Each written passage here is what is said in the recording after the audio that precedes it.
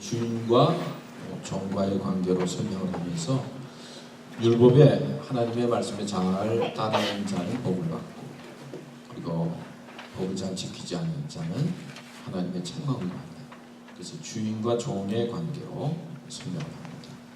두 번째는 아버지와 아들과의 관계로 또 말씀을 해요. 예수님께서 십자가에 달려 돌아가시고 난 다음에 우리는 하나님을 아버지라고 부르게 됩니다. 하늘에 계신 우리 아버지. 그래서 아버지와 자녀와의 관계. 아버지는 어떤 분입니까? 용서해 주시고 사랑하시고, 또 어떤 때는 좀 알면서 져주기도 하시고, 그런 아버지. 자녀의 관계로 또 성경을 설명합니다. 세 번째는 신랑과 신부와의 관계로 하나님과 우리의 관계를 설명합니다.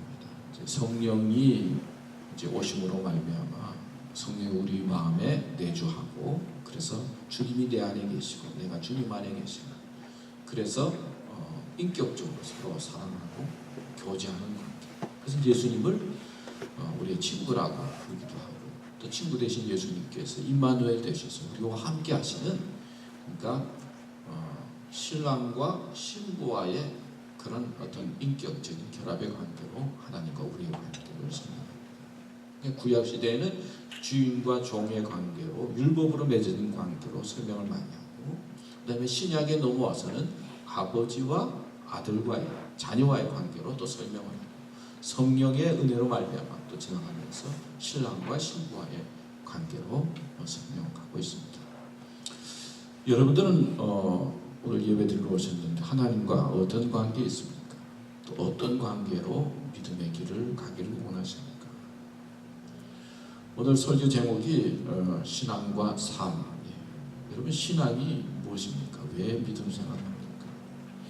또 믿음이 여러분들에게 어떤 의미가 있습니까? 오늘 예배드리러 오셨는데 왜 예배드리러 오셨어요? 예배가 여러분들의 삶에 어떤 의미가 있습니까? 또 삶이라고 했는데 여러분, 생명이 뭐지? 산다는 게 어떻게 사는 겁니까? 왜 살합니까? 영원히 사는 것도 아니고 때가 되면 죽는데 죽음이 무엇입니까? 산다는 것과 어떤 의미가 여러분의 삶 속에 있습니까? 이런 생각과 질문을 하면서 신앙으로 산다는 것은 어떻게 사는 것일까? 그런 생각을 제가 잠깐 했습니다. 근데 제가 지난주에 옆에 있는 이 글들을 쭉 보면서 신앙과 삶에 대해서 잠시 생각을 했어요. 그러면서 옆에 있는 모습, 오늘 읽은 이 성경에 있는 말씀이 다 여기에 기록된 말씀인데, 요 옆에 있는 것을 중심으로 해서 여러분들에게 말씀을 드리고, 또 여러분들이 교회에 와서 그냥 막 예배만 드리고 정신없이 그냥 밥 먹고 갔기보다는 올 때마다 여러분들이 보면서 한 번씩 생각을 하고 또 믿음의 길을 가면 좋겠다 생각하면서 말씀을 준비했습니다. 첫째, 신앙으로 산다는 것은 저 뒤에 보면 Thanks to God 그랬는데 감사하는 삶이다. 그래서 한번 따라할까요? 감사하며 살자. 또요, 감사를 만들어 감사하자. 저 뒤에 제가 감사 표시를 이렇게 하트 모양 한 데다 여러분들이 적은 것을 제가 쭉 읽었어요. 읽었더니 어떤 친구는 감사할 수 있어서 감사합니다. 또 케미스트리 A+ 받아서 감사합니다. 또 좋은 친구 만나서 감사합니다. 또 취직하게 돼서 감사합니다. 졸업하게 돼서 감사합니다. 또 예배에 빠지지 않고 드실 수 있게 돼서 감사합니다. 여러 가지 감사의 내용들을 적었습니다. 신앙은 믿음으로 살고 또 깨달음을 갖게 되면요, 기독교는 감사로 나타나게 되어 있어요. 신앙은 결국 하나님의 은혜를 깨닫게 되고, 그리고 말씀을 통해서 뭔가 하나님께서 나를 사랑하시는 것을 알게 되면서부터 감사하게 돼요. 감사로 나타나요. 그러니까 신앙인의 삶은 감사로 나타난다고 표현할 수가 있겠죠. 사도 바울은 하나님의 은혜를 깨닫고 난 다음에 우리들이 잘 아는 이런 말씀을 했죠. 항상 기뻐하라, 쉬지 말고 뭐라고요? 기도하라, 범사에 감사하라 그랬어요. 사도 바울은 어떤 사람이었습니까? 몸에 질병이 있는 사람이었어요. 하나님 나 이 병 좀 고쳐주세요. 기도했는데 하나님께서 어느 날 응답을 주셨는데 야 그냥 아픈 것도 은혜다. 내 은혜가 내게 좋거든. 그런 하나님의 음성을 듣고 아픈 것 나으력을 포기했어요. 그것도 감사로 받아들였어요. 또 감사라고 하는 말씀이 많이 나오는 것이 빌립보서인데 빌립보서에 보면은 그 기록할 당시에 사도 바울이 어디에 있었어요? 감옥에 있었어요. 감옥에 있음에도 불구하고 감사하라 그랬어요. 그는 로마의 시민권을 가지고 있었고 공부를 많이 해서 똑똑한 사람이었어요. 근데 이 모든 것을 뭘로 여겼다고요? 배설물로 여겼다. 예수 그리스도의 은혜로 말미암아 몸이 아픈 가운데 있어도 감옥에 있어도 그 은혜가 너무 크니까 감사하라. 그리고 감사해라. 그렇게 말씀하고 있습니다. 사실 어떻게 여러분 항상 기뻐하고 어떻게 모든 일에 감사할 수가 있겠어요? 힘든 일도 많고 점수도 잘 안 나오고 그리고 돈도 없고 있을만 하면 또 자동차 사고가 나서 또 고쳐야 되고 이 세상의 삶이 다 그렇잖아요. 감사하기보다는 힘든 일이 많고 문제를 하나하나 해결하면서 살아가는 것이 우리의 삶인데 범사에 감사하라 말씀하고 있는 뜻은 그런 어려운 가운데서도 감사를 만들고 그리고 감사하는 인생을 살 때 우리의 삶 속에 감사가 넘치는 인생이 된다는 말씀이죠. 이 감사와 불평도 습관이에요. 습관이에요. 그래서 감사하는 습관을 자꾸 만들어야 돼요. 불평하는 습관을 만들면 안 돼요. 감사는요 많은 것을 가져서 감사한 게 아니라 깨달아서 감사하는 거예요. 그리고 기도하면 불평이 변화해서 감사의 사람이다. 기도에 깊이 들어가면 감사의 모습으로 나타나요. 그리고 감사하면요 내 인생을 역전시켜요. 불평하면요 불평을 계속하면 불행이 떠나지 않아요. 원망하면요 원 없이 망해요. 원망을 계속하면.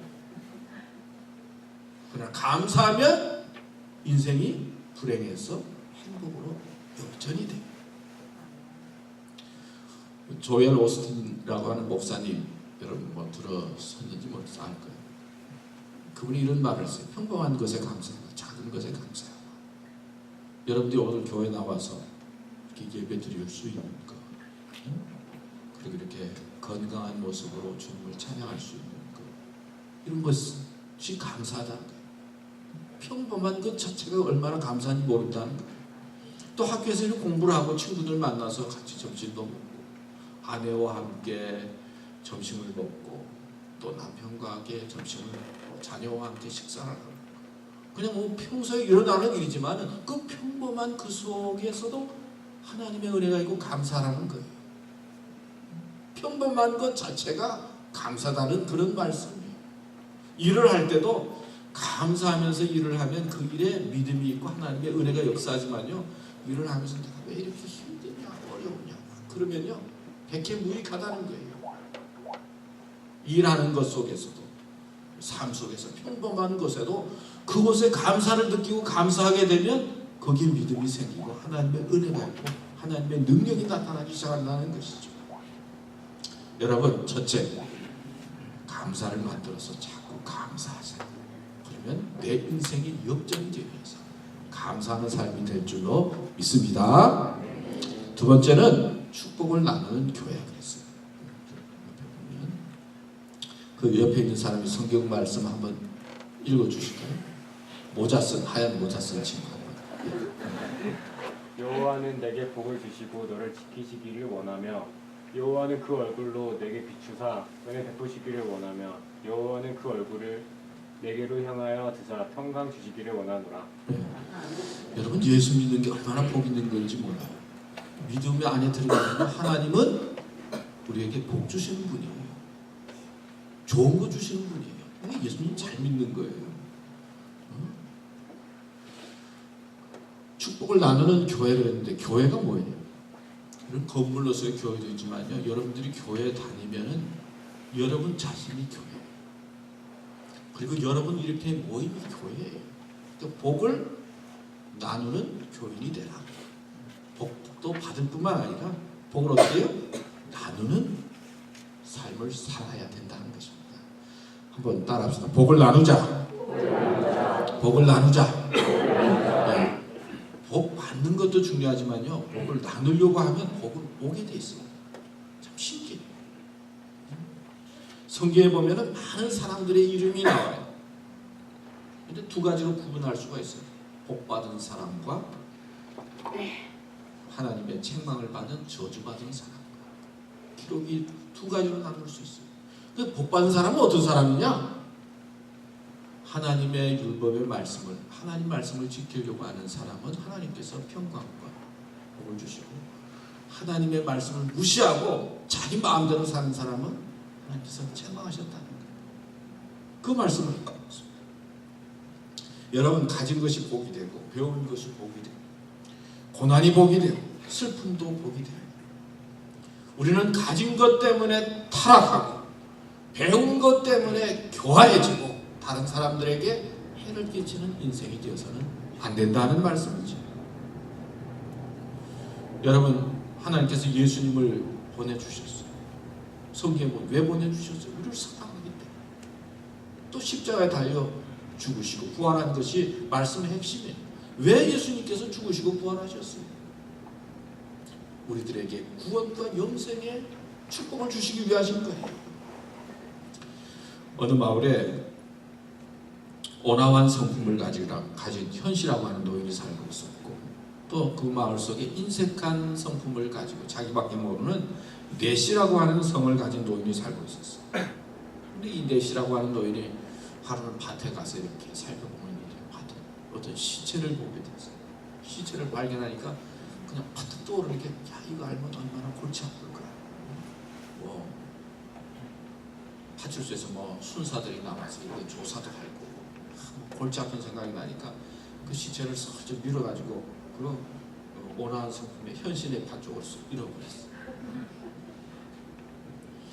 그러니까 어느 날 또 현씨가 그날 오후에 밭에 나와 보니까 한 시체가 밭에 있거든요.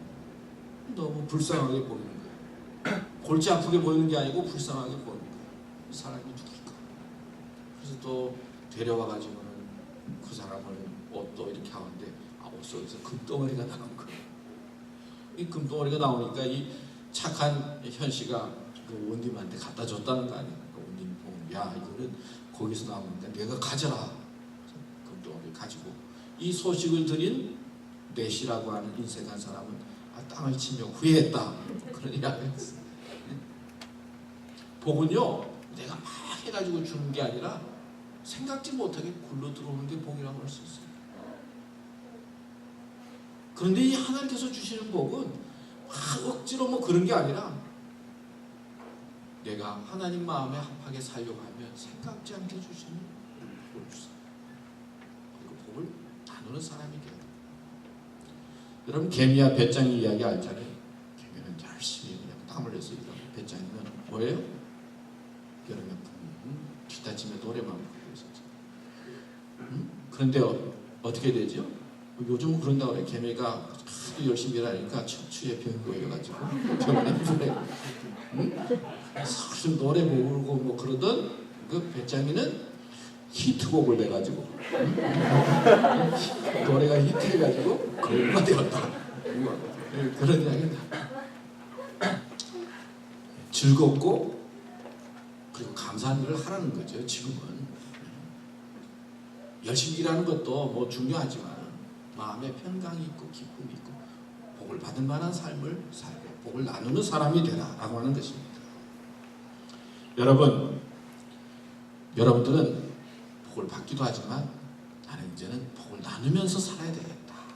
복을 나누는 우리 말씀의 샘 교회의 교인으로서 복받고 복을 나누는 인생을 살아야 되겠다. 그렇게 마음에 다짐하시기 바랍니다. 이 복을 나누는 것이 얼마나 중요한지 몰라요. 저는 우리 말씀의 샘 교회에 나오는 여러분들이 복을 받을 뿐만 아니라 복을 나누는 그런 비전과 희망을 가지고 아름답게 삶을 살아가는 우리 학생들과 교우들이 되시기를 축원합니다. 그 다음에 세 번째는 세계로 뻗어가는 교회. 한번 따라합시다. 세계로 나가자. 꿈의 사람이 되자. 예, 우리는 여기 조그만 데 이렇게 앉아 있지만은요, 마음은 세계를 향해 바라봐야 돼. 창세기 12장 2절 말씀을 읽었는데, 창세기 12장 2절 말씀은요, 하나님께서 아브라함에게 주신 말씀이에요. 내가 내게 지시할 땅으로 가라. 너는 복의 근원이 되어지라. 그러니까 기독교적인 마인드로 보면요, 아브라함이 믿음의 조상인데 사실은 그냥 한 곳에만 있은 것이 아니라 새로운 미지의 세계를 향해서 나아가는 거예요. 기독교의 마인드가 그런 거예요. 예수님께서도 말씀하셨죠. 땅 끝까지 이르러 내 증인이 되라 말씀하셨어요. 그러니까 기독교는 그냥 여기에 있는 것이 아니라 여기에 있음에도 불구하고 땅 끝까지 나가라고 하는 하나님의 말씀과 주님의 명령을 생각하면서 세계를 바라보는 거예요. 그리고 아브라함에게, 믿음의 조상 아브라함에게 내가 너에게 지시할 땅으로 가라 그래서 그냥 모든 거 두고 가잖아요. 앞을 향해 나가는 거예요. 미지의 세계를 향해서 몸도 선택을 하고, 어떤 때는 알지 못하지만은 도전도 해보고, 그리고 지금 여기에 작게 앉아있지만은 세계를 바라보는 마인드를 가지고 살아가는 것이 기독교 정신이에요. 그런 거예요. 부모님께서 여러분들 여기에 유학 보내주셨어요. 미국 땅은 사실 세계를 바라보는 마인드를 갖게 해요.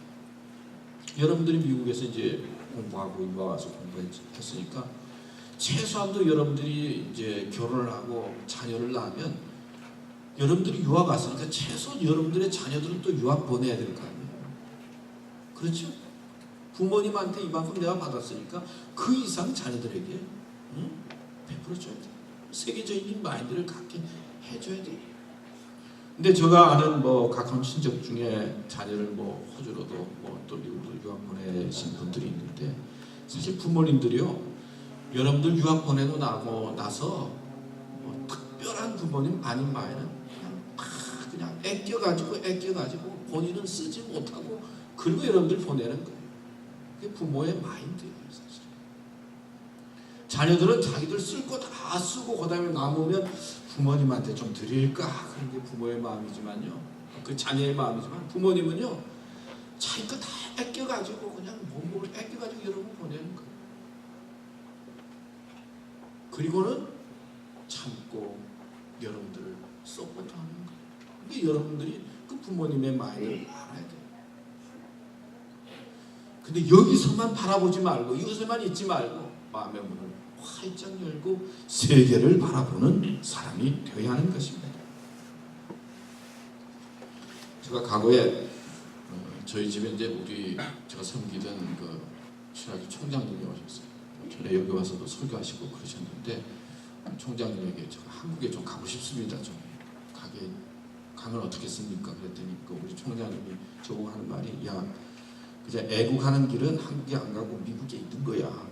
한국은 차가 넘쳐서 사람이 많으니까 그냥 미국에 그냥 사는 것도 애국하는 길이야. 그냥 미국에 살면 좋겠다 나한테 그러시더라고. 또 가만 생각해 보니까 또 그 말도 그런 것 같아요. 한국은 그냥 너무너무 많은데 뭐 나까지 가서 뭘 못해내냐. 그러지 말고 그냥 미국에서, 한국에서 기도하고. 우리 여학생들 많이 있는데요, 지금은 아마 여성의 시대가 다가오고 있다, 그렇게 말씀을 드릴 수가 있어요. 우리 여자들 중에는 남자 하나 잘 만나면 되는데 그런 생각 가지고 있는 학생은 없겠지만 그런 생각하는 사람들이 많이 있어요. 지금은 그런 세대가 아니에요. 여자는 여자로서 자기의 세계를 가져야 돼요. 그리고 여자로서의 꿈을 가져야 돼요.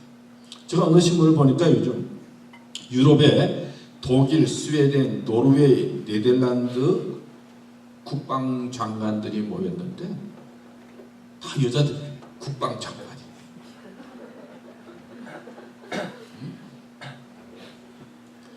그러면서 그 신문 사설에 남자들의 보류가 무너지고 있다, 그런 표현이 있어요. 국방장관이 다 여자들이라니까요. 독일의 여성 총리 앙겔라 메르켈이라고 하는 여자가 있죠. 지금 3선이 됐죠. 저 보니까 그분이 동독 출신이었대요. 아버님이 목사님이었대요. 동독에 있을 때 그 공산당이 그 기독교 신앙을 버리고 그러면은 우리 내각에 입각하라고 제의를 했는데 거절을 했대요. 그래서 이제 동독과 통일되고 난 다음에 그 사람이 총리가 되고 그리고 지금 삼선을 했잖아요. 독일이 유럽에서 제일 강국 잘 사는 나라로 만들었다는 거예요. 그런 걸 보면서 이제 우리 남과 북이 통일이 됐을 때 북쪽에 있는 여성이 우리나라의 대통령이 될 수 있을까 이제. 근데 하여튼 동독 서독 동독 출신이라고 그래요. 근데 총리가 됐어요. 미국 오바마 대통령이 뭐 최근에 이제 그 연설을 하면서 국회에서 연설을 하면서 미국의 성공은 우리 미국 여성들의 성공에 달려 있다 그런 말을 해서 막 박수를 받았다. 여자들한테 표 얻기 위해서 그런 말을 했지만은 여성의 성공을 통해서 미국이 성공할 수 있다 그래가지고 박수를 받았다. 여성의 시대가 다가오고 있어. 그렇다고 남자들이 뭐 뒤틀는 게 아니고 이미 남성들의 세대니까. 제가 말씀드리고 싶은 것은 어떤 처지에 있든지 누구든지 그냥 좁은 마인드를 가지고 그냥 현진만 바라보지 말고 마음을 활짝 열고 하나님께서 아브라함을 통해서 예수 그리스도를 통해서 말씀을 통해서 세계를 바라보라고 말씀하셨으니까 세계를 보는 사람이 되어야 된다는 것입니다. 우리 교회에서는 여러분들 잘 키워가지고 세계를 보내는 거예요. 여러분들이 세계적인 마인드를 갖고 뻗어져서 어느 곳에 가든지 하나님께 영광을 돌리고 그리고 주어진 사명을 잘 감당해 나가는 것, 이것처럼 귀한 일이 어디 있습니까? 오늘 나온 우리 사랑하는 교회 여러분, 세계로 뻗어가는 교회 그랬잖아요. 세계로 뻗어가는 교회가 말씀에 사는 교회. 여기 있지만 세계를 보는 것, 세계를 바라보면서 비전과 꿈을 가지고 앞을 나가는 여러분들 되시기를 축원합니다. 아멘.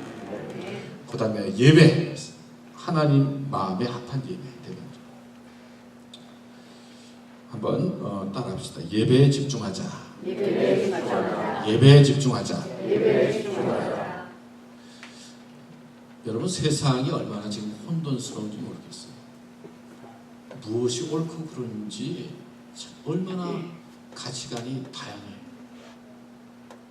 또 소식이나 뭐 보도를 들으면은 내가 예수 믿는 것이 시대에 뒤떨어진 것이 아닌가 그런 생각이 들 때도 있고 나도 막 자유스럽게 막 살고 싶기도 하고 그런데 빠지기 쉬운 그런 세대 속에서 우리가 살고 있어요.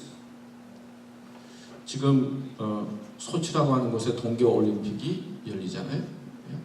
지금 스포츠를 통해서 하여튼 세계 사람들이 최고가 되기 위해서 아주 열심히 노력하고 있어요. 저도 어제 동계올림픽 좀 보려고 텔레비를 틀었더니 텔레비가 안 나와요. 왜 그러냐고 우리 집사람한테 물었더니 뭐 돈을 좀 덜 냈다나 그래가지고 늦게 보냈는데 그냥 텔레비를 그냥 끈 것 같아. 하여튼 스포츠를 통해서 뭐 세계가 하여튼 뭐 화합을 구사하고 하여튼 뭐 보이지 않는 전쟁을 하잖아요. 그런데 이 혼란스럽고 다양한 이 사회 속에서 우리의 마음과 삶을 움직이는 뚜렷한 가치가 하나가 있어야 돼요. 하나님을 믿는 믿음이에요. 그 믿음의 중심이 뭐냐? 예배 드리는 데 있어요. 예배에 성공해야 돼요. 너희는 이 세대를 본받지 말고 하나님께서 우리에게 원하시는 것을 깨달아서 신령과 진정으로 예배 드리는 것이 얼마나 중요한지. 여러분 주일날 예배 드리는데 집중하세요. 내 영혼을 살게 해요. 말씀을 통해서 기도를 통해서 찬양을 통해서 내 마음이 깨끗해지는 거예요. 세상에서 마음대로 말하고 그냥 좋지 않은 이야기 하다가 그래도 하나님 앞에 나와서 찬양을 돌리고 하나님 앞에 영광을 돌리고 얼마나 좋습니까? 우리가 주일날 한 번 예배 드리지만요, 이 예배를 위해서 준비하는 게 얼마나 많이 있어요. 우리 찬양팀들 일찍 와서 아침부터 막 와서 찬양 연습하죠. 또 끝나고 연습을 하죠.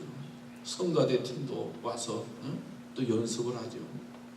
시간을 들이 연습을 끝나고 또 예배 드리면 또 끝나고 난 다음에 음식 같이 나누기 위해서 또 권사님, 집사님들이 뭐 또 연구해가지고 준비해서 또 음식을 준비하죠. 또 예배 드린다고 멀티 프로젝트도 준비하죠. 또 앉아서 우리 기현이가 또 열심히 하고 그리고 또 교회 또 청소도 하고 또 늦을까봐 또 몇 사람이 또 차량 운행을 해서 또 여러분들을 여기로 데려오고 그냥 여기 여러분들이 그냥 앉아있는 것 같아도요 이 한 번 예배를 드리기 위해서 교회가 정성을 쏟고 여러 사람들이 준비하고 헌금도 드리고 말씀도 준비하고 기도도 준비하고 한 사람 한 사람의 정성과 마음을 모아서 뜻을 모아서 하나님 앞에 예배 드리는 거예요. 그 일주일에 한 번 드리는 이 예배, 주일날 특별히 이 예배는 얼마나 우리의 삶에 소중한지 몰라요. 그래서 예배에 성공하고 예배에 잘 드리면 내 영혼이 살게 되고 바른 가치관을 갖게 되고 그리고 하나님의 사람으로서 올바르게 살아가는 인생길이 돼요. 하나님의 가치관과 바른 믿음을 갖게 되면 가정이 온전해져요. 내 마음이 깨끗해져요. 그리고 세상에 많은 소식이 들려지지만 내가 가야 될 길이 무엇인지 알게 돼요. 어떤 때는 내가 실수하기도 하고 잘못된 길로 가기도 하지만 교회 나와 예배 드릴 때 하나님께서 말씀을 통해서 찬양을 통해서 내 마음을 돌이키게 하고 회개하게 하고 사랑으로 온전히 살아가도록 이끄는 것입니다. 어느 자그만교회 목사님이 제 목회를 하는데 아버님이 한국에서 오셨어요. 근데 아버님은 교회를 잘 안 다니셨는데 제 아버님이 오셔서 이제 예배를 드는데 아버님이 오셔서 예배를 드릴 때마다 앞자리에 가서 자꾸 구멍구멍 조시는 거예요.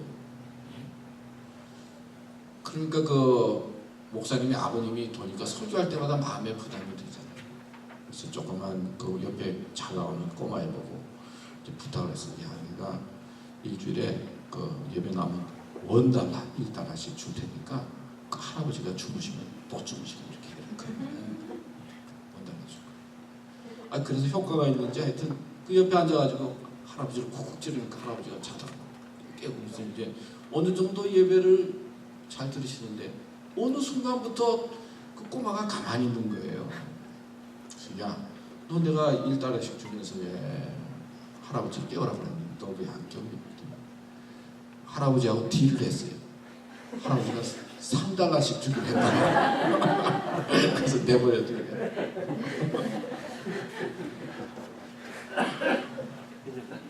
여러분 딜 잘하는 것도 좋지만요. 계산 잘하는 것도 좋지만 계산보다도 하나님 앞에 예배드리는 게 더 중요해요.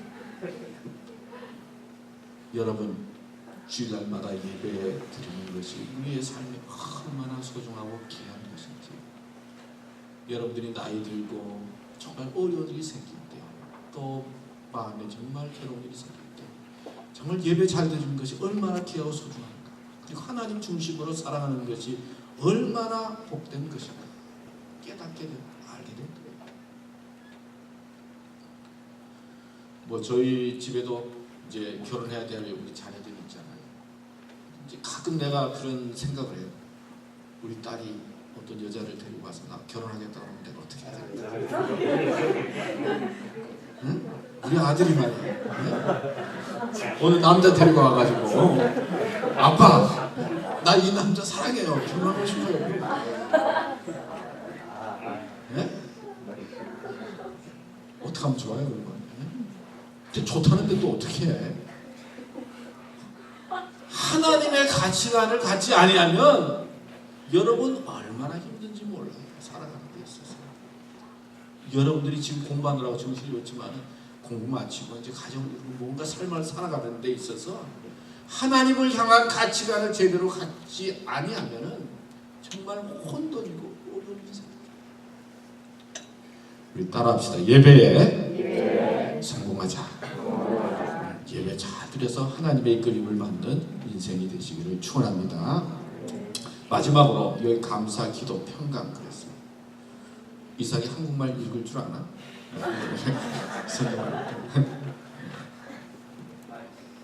한번 읽어봐.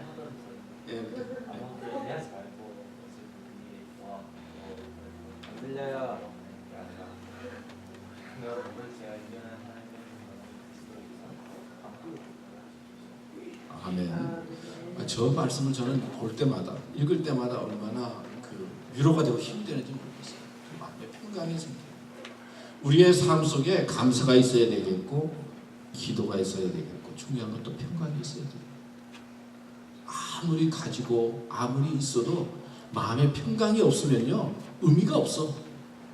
마음이 괴롭고 힘들면은 의미가 없어요.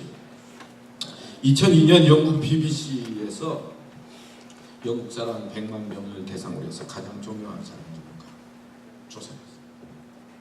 2등이 섹스피어, 1등이 웨스턴 처칠 수상이었어요. 근데 처칠이 수상을 우리가 많이 들었잖아요. 그런데 어렸을 때 그 학적부에 보면 이렇게 기록되어 있다고 해요. 품행이 나쁘고 남을 괴롭히는 아이요, 희망이 없는 싸움꾼이다. 그리고 공부를 못해가지고 성적이 내내 하위에 돌았다고. 그 지리는 낙제를 겨우 면했고 사관학교 시험을 쳤는데 3번, 2번 삼수해가지고 겨우 꼴찌로 사관학교에 들어갔어요. 이런 꼴찌하는 사람이 희망이 있는 거예요. 공부 뭐 잘하는 것도 좋지만 꼴찌도 희망이 있다는 거예요. 그래가지고는 겨우 꼴찌로 사관학교에 들어갔는데 나중에 수상이 됐잖아요. 국회의원이 됐을 때 국회의사당에서 이 처칠이 그 기도하는 모습을 많이 보여줬다. 기도 많이 했다. 2차 세계대전이 있을 때, 일어났을 때 기도함으로 영국을 성공적으로 2차 세계대전을 승리로 이끄는 그런 힘을 했다는 거죠. 그 처칠은 기도로 성공한 사람이다. 믿음의 눈으로 보면 그렇게 표현해요. 공부로 뭐 능력으로 성공한 게 아니라 기도로 수상이다. 기도로 하나님의 역사를 이루었다 그랬어요. 여러분의 삶 속에 어려운 일이 있고 슬픈 일이 있고 고난스러운 일이 있습니까? 기도로 평강을 찾으세요. 기도하면 하나님께서 주시는 평강이 있어요. 유럽에서 심리학자들과 상담학자, 정신과 의사들 2,000여 명이 모여서 사람을 관찰하고 문제를 분석하는 사람들이죠. 심리학자, 정신과 의사, 상담자들 모여서 이런 주제를 가지고 토론했다고. 사람이 행복하게 사는데 꼭 필요한 것이 무엇인가? 사람이 행복하게 사는데 꼭 필요한 것이 무엇인가? 뭐 여러 가지 토론하다가 3가지로 결론을 내렸는데, 첫째는 사랑이다, 2번째는 기쁨이다, 3번째는 평화다. 이거는 성령의 열매나 마찬가지예요. 성령의 열매는 사랑과 희락과 화평과 인내와 자비가 그렇게 나가잖아요. 충성과 온유와 절제니라 그렇게 나가잖아요. 하나님의 은혜 가운데 기도하고, 그리고 하나님을 사랑하고, 힘들고 어렵더라도 하나님 앞에 나서려 가면, 그래서 기도하면 하나님께서 평강을 주신다는 것을. 우리는 평화의 사람이 되고 평강의 사람이 되어야 합니다. 우리는 끊임없는 삶의 전쟁 속에 있어요. 우리 오늘 성가대 찬양을 했는데 나의 영혼 싸울 때 뭐 그런 이야기가 나요. 근데 우리 성가대 연습하는데 우리 지휘자님이 오늘 왜 이렇게 잘 안 되느냐고 몇 번 이렇게 푸시를 했어요. 그래서 내가 싸우는 게 쉽지 않다고. 싸우는 게 쉽지 않을 뿐만 아니라 사실은 싸움에 대한 찬양도 쉽지가 않아요. 인생은 생각지 않은 여러 가지 싸움들이 있어요. 그런데 그 싸움 가운데 내 마음의 평강을 유지하는 것이 중요한데, 기도함으로 평강을 얻는 것입니다. 신앙이면 어떻게 사는 것인가? 제가 이렇게 5가지로 말씀을 드렸어요. 첫 번째는 Thanks to God, 감사를 만들어서 감사하는 것이다. 신앙은 복음을 받는 것도 중요한, 복음을 나누는 삶입니다. 3번째는 세계를 향한 비전과 꿈을 갖는 것이다. 4번째는 하나님 앞에 예배 잘 드리는 것이다. 5번째는 감사와 기도, 평강의 마인드를 가지고 사는 것이다.